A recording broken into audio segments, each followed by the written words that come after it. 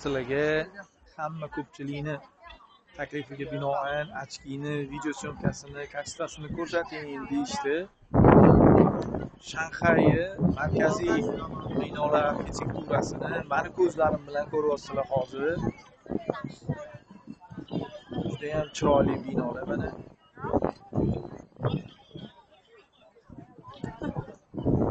Ochkini videosini sifatiga ham baho berishingiz mumkin.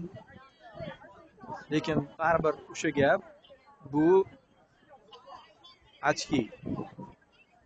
Birinchi vazifasi buni ko'z nurini quyosh nuridan yoki bo'lmasam turli xil zararli nimalardan himoyalash. Undagi kamera shunchaki qo'shimcha bir qulaylik.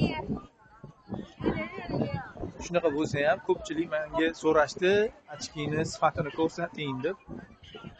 Mana shu ko'rib turganinglar ochkini sifati, videoga olish sifati bo'ladi.